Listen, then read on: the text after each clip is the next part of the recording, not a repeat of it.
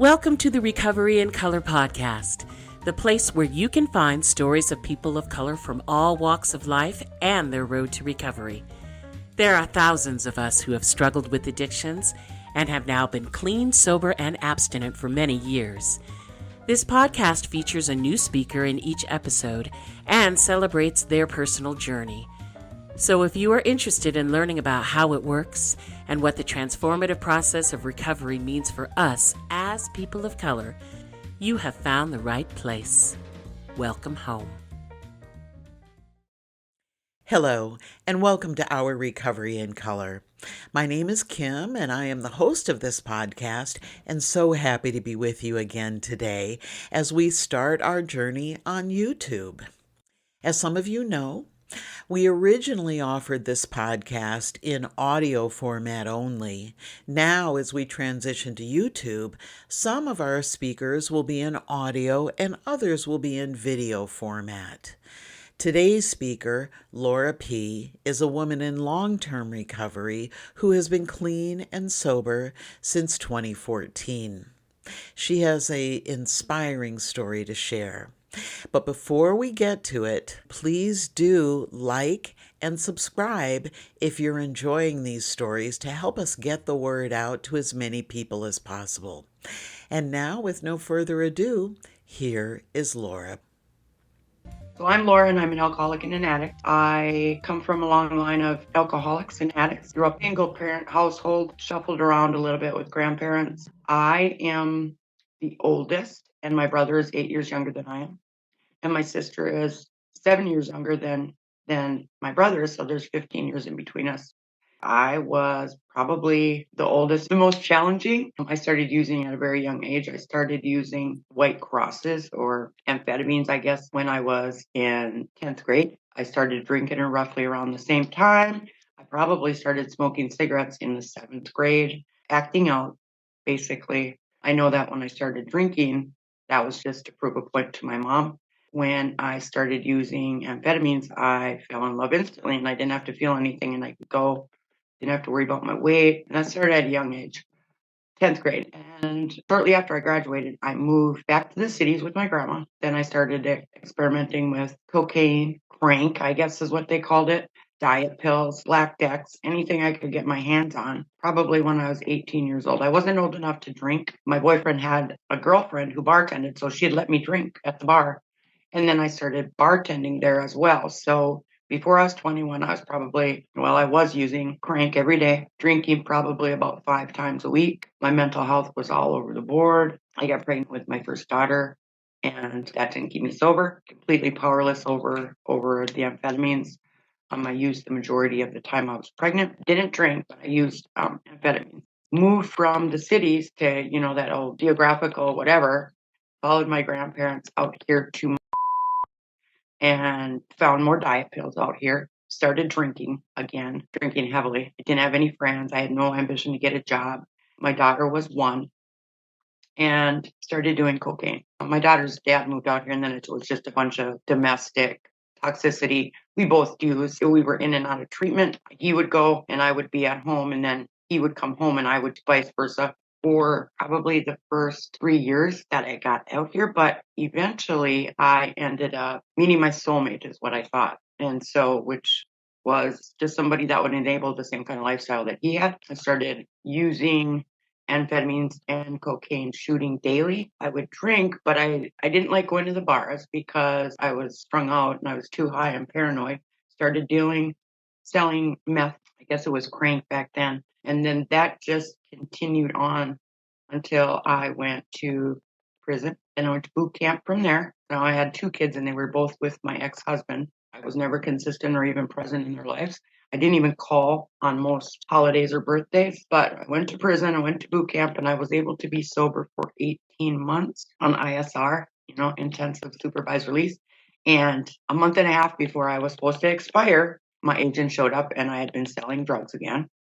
And I was extremely high, and they searched my room, didn't find all my packaged up drugs or meth, but I was arrested for failing a UA. They held me for another month, and when I got out, I used because there was drugs that they didn't find in my room. So I right away just started getting high again. I wasn't able to, after that point, I was to treatment probably 4 more times, 8 total, 8 total inpatients, 2 failed outpatients, a couple more county jails. I think in a couple of years' time, I was probably incarcerated at least 7 months altogether in the local county jail.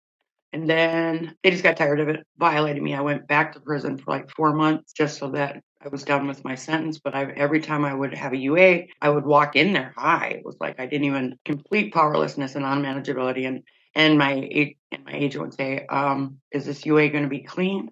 And I would kind of joke about it, like, "Yeah, it's not." Like, and so then back to jail. I mean, I could maybe have a week out and then I'd be right back in there, the same females. It was just out of control. Well, then, for some reason, I hadn't gotten arrested for a while, but I was selling drugs again and my drinking moonshine because I didn't want to go to the liquor store. Highly paranoid, just doing what I was doing, moving a lot of meth in this community. And my passenger, who was my best friend in my vehicle, was wanted for a warrant, and I didn't know it. And we got pulled over. The task force surrounded us with guns. They searched my vehicle illegally, and they arrested me under implied consent that I was under the influence because they knew that I was always under the influence. And so everything ended up getting thrown out because they did the illegal search. Otherwise, I would have been looking at federal time. So I really got lucky. While I was in jail, I actually bonded out. And while I was out, I continued to do what I was doing. I went to court for sentencing, and they were going to give me, I think, 4 months. Because when they did arrest me, when I went into booking, I had an Adderall in my pocket in a grandiose attempt to, whatever, you missed something on me. I pointed out the pill in my pocket. So that was a 5th degree possession right there. Yeah. And so I ended up getting 4 months for that. So I was looking at 13 months because I have felony points. I was looking at 13 months in prison for that one Adderall. So I was supposed to turn myself in and I didn't. I just kept running around. I was still hanging out in my apartment. I had cameras around so I could see when they were coming. The police were antagonizing my kids, or not antagonizing, but grilling my kids on where's your mom? Tell her to turn herself in. They were going to their place of employment, and it was really kind of embarrassing. And I finally just turned myself in. And I brought drugs in with me. I brought pills in with me. And I brought tobacco pouches in with me. And so I was just going to be cozy. I brought in $900 for my canteen books. I was like, this isn't going to be that big of a deal. They're going to make me go to treatment afterwards, blah, blah, blah. Well, they gave me the choice of going to treatment as soon as I could get a bed, or they would wait until after I was out of jail. And then I was going to have to do treatment again and then halfway house and all the regular things that they always recommended. And I was always in treatment for a long period of time. Anytime I was in there for 28 days, I didn't even, within a half an hour, I was getting high. Same toxic boyfriend would pick me up and then we'd get quantities of dope and just be off the rails again. Well, I was in there and I was arrogant yet, telling him I wasn't going to jump through their hoops. We're not going to keep doing this. Just send me to prison. And the judge said, well, we're going to give you a couple choices of treatment centers because you can furlough out as soon as there's a bed open. And for a minute, I was like, you know what? I'm not going to keep doing this. And I thought, okay, all right, well, I'll do that because I'm going to have to do it anyways. The probation officer was like, we've seen you sober and we know that how well you do and you thrive. And any amount of time that we can keep you in structure going to benefit you because we've seen you when you're really thriving and doing well. So I was in jail for 2 months, furloughed out to Project Turnabout. So this was my 8th treatment. I was funded for 120 days as soon as I walked in there. I've been to treatment many times, and my county worker had no qualms about just giving me that much funding because I was so chronic. So I went to treatment and I was there for the 120 days. But while I was there, some things happened that really kind of humbled me. And one of them was my daughter having a miscarriage, and I wasn't able to be there for her. She ended up in a crisis situation, all different kinds of things. And it was a consequence of my use that I wasn't able to be there. So I was really able to look at that. I started spending a lot of time in the chapel.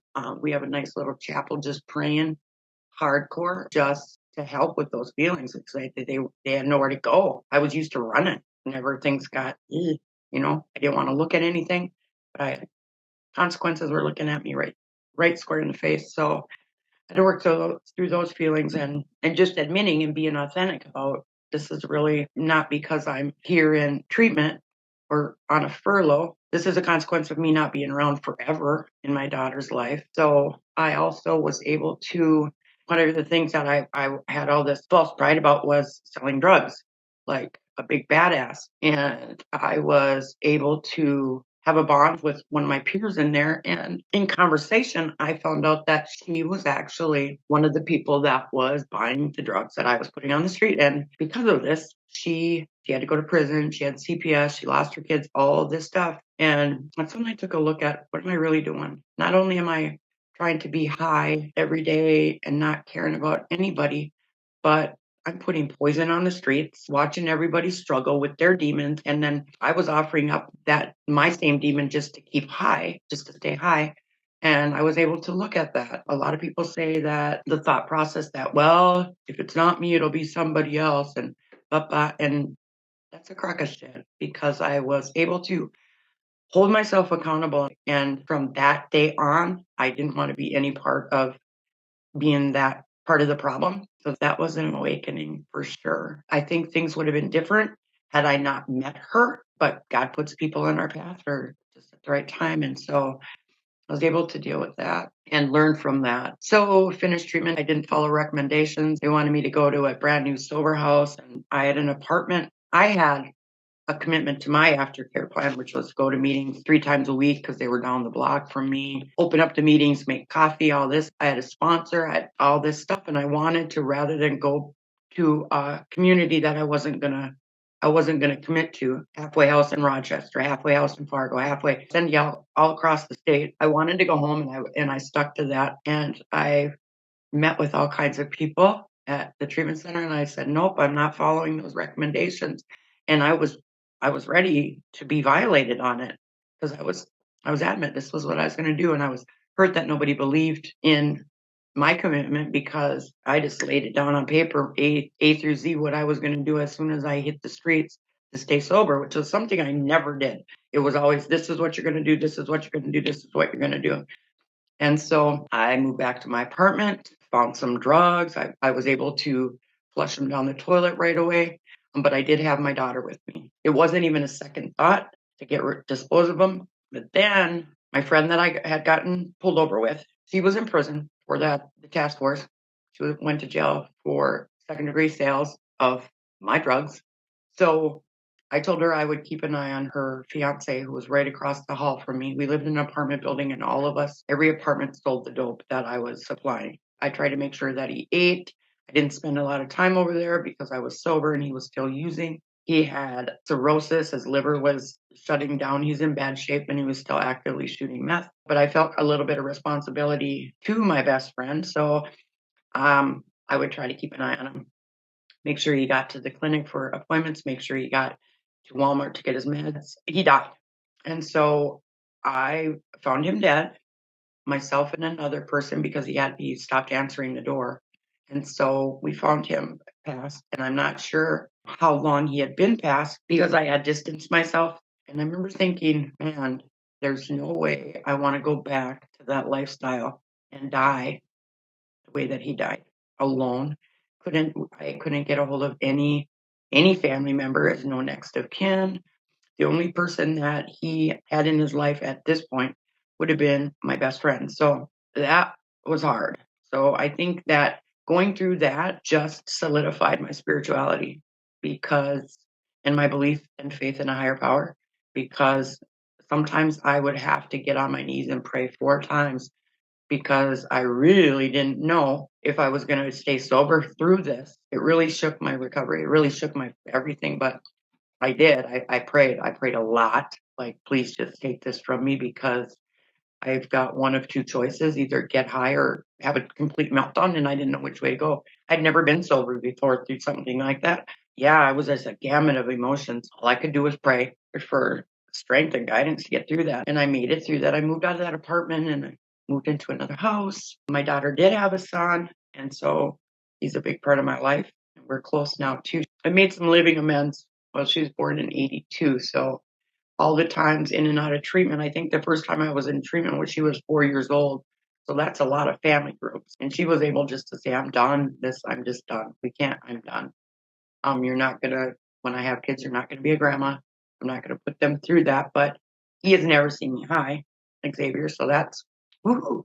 Now I am buying my house. I have a brand new vehicle.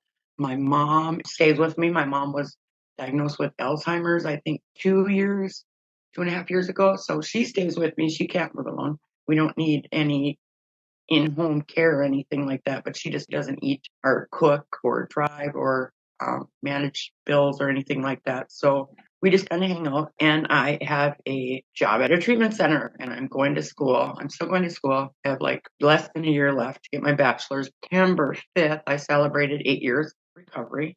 Ooh, it's been a wild ride. It's been a wild ride. It's crazy. I was high when I was doing those outpatients, and I finally, it was weird because they never called me on it. Nothing was ever said about it. I eventually just bowed out and was like, look, I'm just quit one. Rather than go high or not go and make an excuse. And I always thought that was part of my badass facade, but really it wasn't. Much of the time I was cries for help because I'd walk into PO appointments just wasted, like not even trying to pull anything off on them. Yep. And now I work at a treatment center, and I've been there, 2 years almost 2 years as a counselor, probably 3 years before that as a tech. So going on 5 years, close to 5 years, 4 years, 5 years. So I'm a counselor on the same unit that I was in at the treatment center I was in. So kind of have a little bit of loyalty, passion for the program. You deserve to have all the support that you need. Contact KimberlyJMillerCoaching.com. I had actually, the first time I went to treatment in 1994 is when I started my career as far as my schooling career. But I started school just to try to be a counselor, to try to figure out how to control my use or why. I was trying to either cure or figure out why I had the problems that I had. Every time I went to treatment, it would be like, that was back when I was drinking all the time and doing coke, shooting coke. And then the next time it was I was just drinking all the time and doing meth. And it's always been something. I've just switched it up, you know, but it's always been something. I relapsed after I started the first time going to school. I relapsed when I decided to go back to school. I thought maybe I want to be a nurse and work. I was accepted to St. Catherine's. Then I got a possession charge. So then, there went that down the drain. Took a couple more classes, relapsed again. So this last, year and a half? No, 2 years ago, I decided, maybe it's 3 now. No, 2.5. I decided, well, you've only got less than a year and a half of school left to go to get your bachelor's. This is kind of ridiculous because I was working at treatment. I went to school to be took the classes to be a peer recovery specialist. And I was just like, oh, let's just go. Sky's the limit. Isn't that beautiful, Laura? It's like you've come full circle. Well, thank you so much for sharing your story. I was wondering if I could ask you a couple of other questions. One is, you had mentioned in the beginning that you felt a real relief when you first started using amphetamines. And also, you mentioned that it helped, or you felt like it helped with your weight, I think with both the amphetamines and the meth. And I've actually heard that from a number of people, men and women. And I was wondering if you could tell us a little bit more about that. I have all my life probably been a comfort eater. I always had some kind of weird diet plan or restrictive dieting, or for a while I went through the binge and purge, abusing laxatives. And when I was using amphetamines, I didn't have to do any of that. I almost could function because there's a level of shame that comes with an eating disorder. And for some reason, it seems a little bit deeper than the shame associated with using diet pills. I think that's kind of why I was off and running. I always had my body image, body dysmorphia. I always felt, I was always the biggest kid in my class, always the tallest, always the biggest. I could wear my grandma's shoes probably, I don't know, from as early as I can remember because I was big. not just tall, but just a big girl, solid girl. And then also the household I grew up in, as far as meals and eating was kind of shaming. Like, big girls don't dress like that. Are you sure you're gonna have it? You don't need another cookie. You're sure you're gonna, but it also was a clean plate club. But anything beyond that was like a shaming conversation. And I remember practicing for cheerleading because I was going to try out, and at the last minute I didn't. And that was right about the time I started experimenting with the amphetamines. I never really fit in, aside from having a suicidal alcoholic mom at home and all that and chaos and stuff. I ate, and I never felt in. Even in basketball, I started basketball and I was good at it. I just never felt like I was good enough for that, for cheerleading. So, and I knew all the cheers. I practiced hard, but when it came, I was, nope, right down to it. So there was that, but I think it was mostly body image and an attempt to control things. So from a very young age, I learned to manipulate, try to control my environment. And if it didn't work, I tried to control whatever I could. And I think that was a large part of it because this last, when I went to treatment this last time, I didn't struggle with my eating disorder all the times before I had. So if I was in treatment and I was doing assignment work and I was talking the talk, I should say, I was practicing binging and purging, being sneaky about what I was eating, being sneaky about bringing food into my room, and getting laxatives smuggled into me because that then was my focus. I could control that. You can have my drugs, my alcohol, but you can't take this is mine. Oh, yep. I didn't give it any energy whatsoever, and I just tried to eat. I mean, of course, once in a while I'll still binge. I don't purge. I'm able to see it for what it is. I was able to use the 12 steps for food as well. Use the 12 steps for a lot of things. But I didn't feel that. And I didn't, because it was almost like I felt like I had to do it before. Like, I have to do this. I have to make myself puke. I have to. And this last time I went to treatment, I realized I didn't have to do that. I was actually talking myself into doing it prior, like coaching myself to have my eating disorder be active. And this last time I did. Thank you for sharing that. What about your culture? Do you think that it's played a role at all in your addiction? And also, what role do you think it has played in your recovery? Looking back from a young age, my family, there was trauma that was passed down, and a lot of things weren't talked about. Going back to my great great grandfather, he passed down his trauma to my grandpa. My grandpa passed down trauma, drinking and trauma, to my mom and aunts and other aunts and uncles. And so there's always kind of been this cloud of shame about it. And when I say that, 8 aunts and uncles, every single one of them have struggled with chemical dependency. My grandfather spent a lot of time in jail fighting, being intoxicated and fighting. People would call him a half breed. He'd be off and fighting. So it's just kind of been the same thing. My uncles, a couple of my aunts too, same thing. Chemical use, going to jail, going to prison. And that's just kind of the way I thought families operated. I think what I gather happened is my great grandma, Native American, she'll deny it. She'll deny it to the hilt. Her dad, which would have been my great great grandpa, he was Native American. He was highly abusive, and he also struggled with chemical dependency. So she didn't have a good opinion about Native Americans. I don't think she had the best opinion about my grandfather. I know that her husband, would have been my grandfather's dad, he drank and he was abusive to my grandfather. So physically abusive. My grandfather in turn was also highly abusive physically, verbally, and he sexually abused my mother and another one of my aunts. And he too didn't like to acknowledge being Native American. He would not admit it. He would actually fight. And that's a lot of the fights that he got into. Was he actually grew up in like Clarkfield area. And so he would fight. They would call him out about being Native American or whatever they would call him, I think savage, half breed. And he would fight and he would fight and he would be the one that went to jail.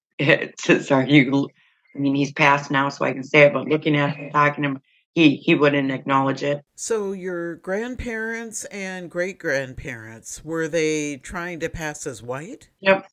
My great aunt would talk about doing the family tree and contacting these relatives up in Ontario or Kenora, Ontario, and we have up in Valhalla, North Dakota, and all that. And she would, so my great grandma, she would say that stuff about drunken savages, and I think she even spit on my great aunt one time, just not having it. Her husband, who would have been my great great grandma, he drank and he was abusive, but he also just left her with the kids up in Valhalla, North Dakota.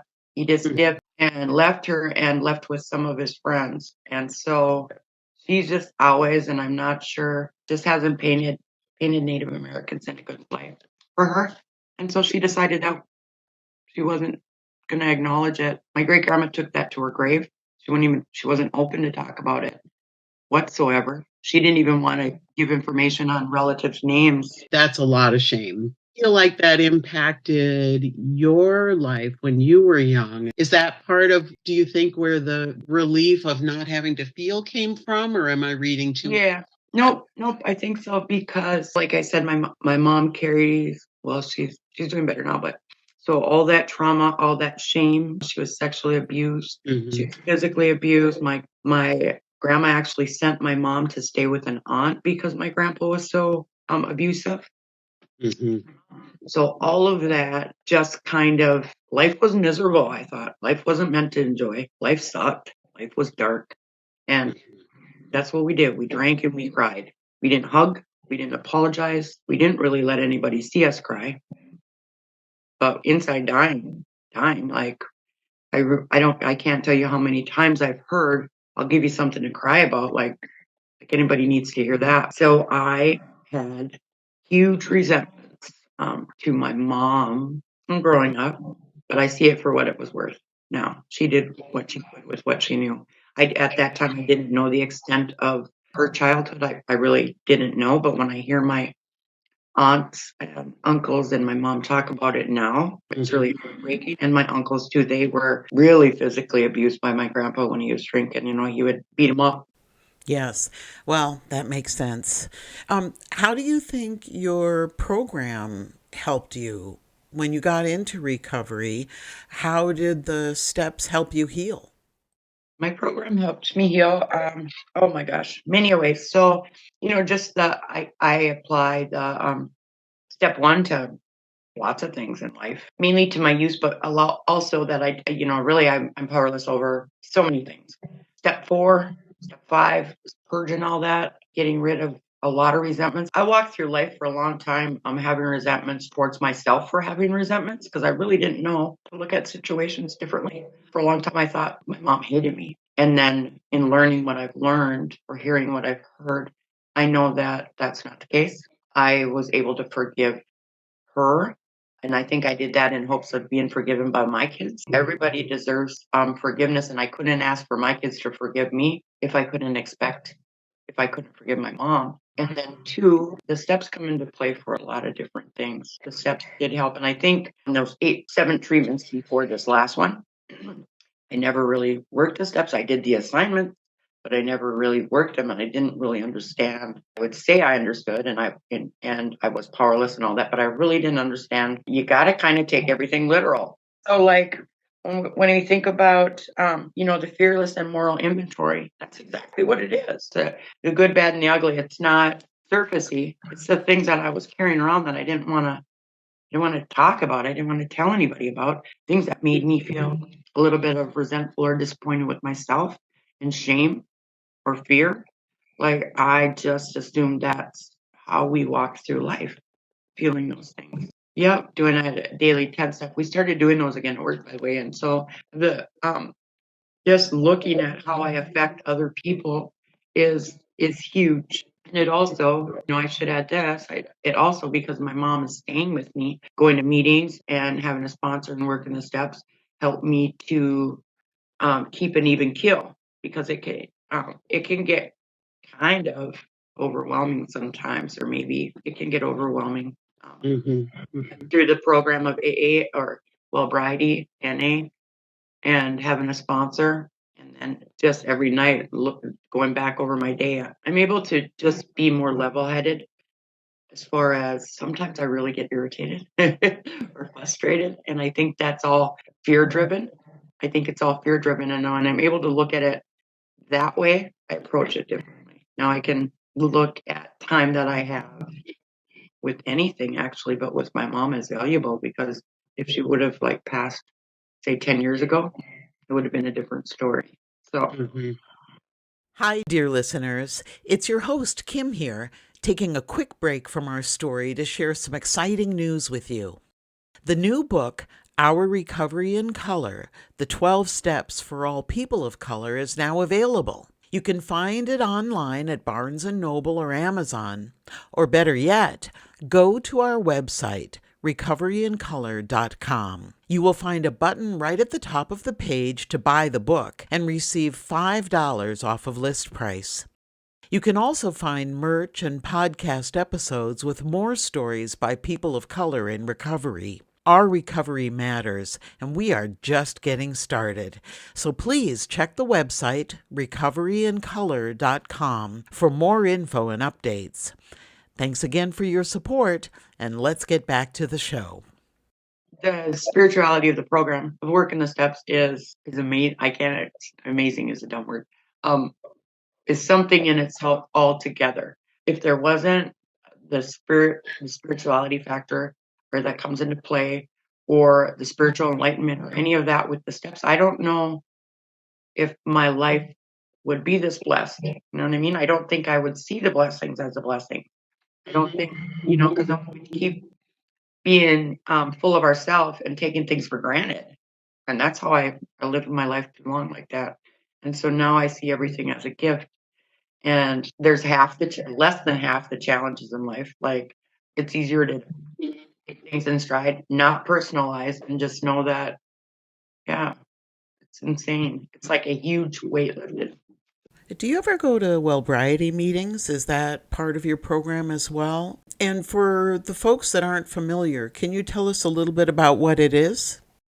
Well, variety is a movement. It's like the red road to real variety. Step principles, right? It uses the AA principles, and it's got their own set of ethics and principles and ethics. Just rewording. It's not. I don't want to. I caution against saying that it is Native American, but it is actually Native American people are the ones that started the movement, the well variety movement, because a lot of it is, instead of God, it's creator. So, like we know, creator is big in for Native Americans, and that's our source of strength and guidance. And so that's what the well variety literature and the movement is about. So well variety also, at a typical meeting, they'll drum, they do the prayers in the different directions. We do smudging, and then it's just like at an AA meeting of any other kind.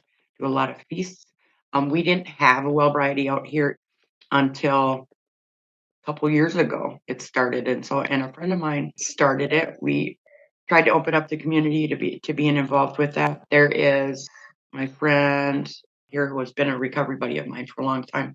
I prompted him to spread his wings and get involved and get Native Americans to attend meetings. And because we have AA, we're strong for AA out here, and that's okay. But there's more connection, Native American culture to well variety. So that's the direction that he's taken it. We've also started doing well variety meetings at work. And then also we have two different Tuesday, now we got a Thursday. Advocates from out in the community come in, share their experience, strength, and hope. They play the flute. They haven't been doing drumming because it's been inside and smudging, but as soon as the snow is gone, we're going to do that. They've also started plotting out land for sweat. So well variety is starting to have a strong presence in this community, and stretching out. There isn't well variety in the surrounding communities, and I bet you the next closest well variety meeting is probably either in or somewhere closer to the cities, but it's really taken off. A really good movement. It's nice because, like, at work, I got sober with the 12 steps of AA. I'm an addict, but 12 steps of AA is where I found, that's where I fit in. But variety, but it took a long time. It took me 8 times to try to, this is what it's going to be. So at work, I work with women, and we're able to talk to them about variety, give them the literature, do those kind of assignments, and they get it. They get it. It's hard to tell somebody about the God of your understanding or your higher power or God restoring you to sanity when your belief is in Creator. So it's easier to connect the dots and it's easier to give it more sustenance. So that's exciting. It is exciting. It's very exciting. I think it really makes such a difference when you do have a way to relate your recovery more closely with your culture. You know, Malati Islami does the same thing with their book on the overcoming addiction for Muslims. It's really exciting what's happening.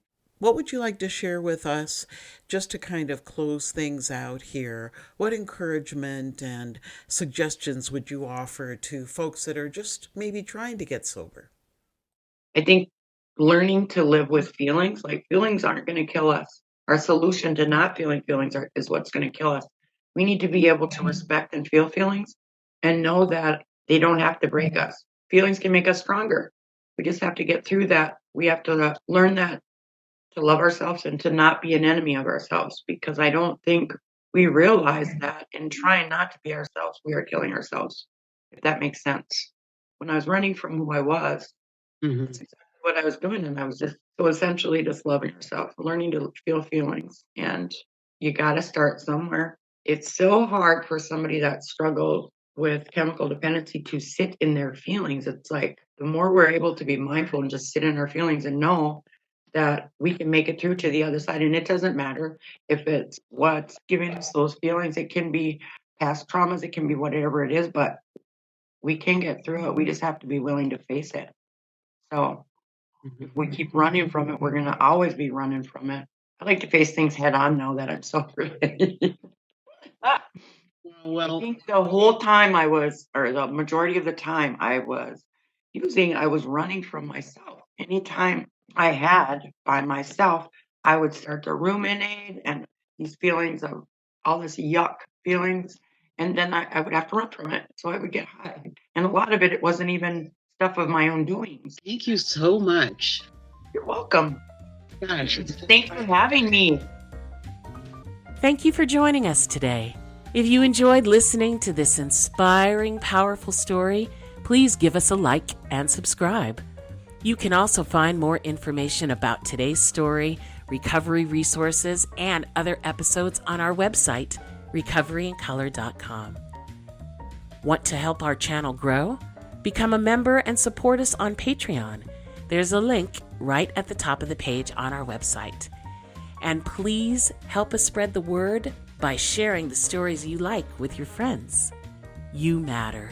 We matter. Recovery matters. Thanks again for your support, and come back soon.